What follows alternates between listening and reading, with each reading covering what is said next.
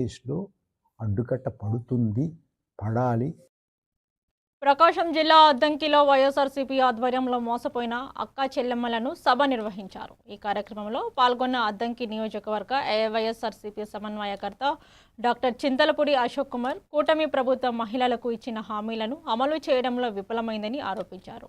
2 ఏళ్ల పాలనలో మహిళలకు ఎలాంటి ప్రయోజనం చేకూరలేదని, ఎన్నికల సమయంలో ఇచ్చిన హామీలు నెరవేరలేదని విమర్శించారు. మహిళల హక్కుల కోసం వైఎస్ఆర్సీపీ పోరాటం కొనసాగుతుందని ఆయన స్పష్టం చేశారు.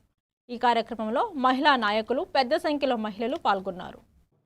ఎవరైతే మిమ్మల్ని చిన్న చూపు చూశారో, ఎవరైతే మిమ్మల్ని ఒక అనాథగా అనుకుంటున్నారో వాళ్ళందరికీ ఈ సభాపూర్వకంగా చెప్తున్నాను, మీ అందరికీ అశోక్ కుమార్ తోడుంటాడు, జగన్మోహన్ రెడ్డి తోడుంటాడు అనేది గుర్తుపెట్టుకోండి. నాకేమి కోట్ల రూపాయల ఆస్తి లేదు. నేను మీలాగా సాధారణ కుటుంబంలోంచి వచ్చిన వాడిని. చదువుకోవడానికి కూడా నలుగురి మీద డిపెండ్ అయ్యి చదువుకున్న వాడిని. కానీ ఈరోజు 10 మందిని సహాయం చేయగలిగినటువంటి స్థితిలో ఉన్నాను.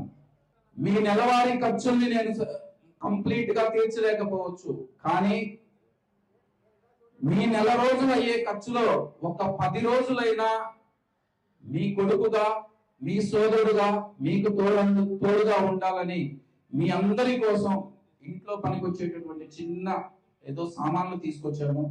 వాటన్నిటిని తీసుకొని మీ బిడ్డలకి కడుపు నిండా అన్నం పెట్టాలని, అదే విధంగా మీరు దృఢంగా ఉండి మీ కుటుంబాన్ని ఇంకా ముందుకు తీసుకెళ్లాలని మనసు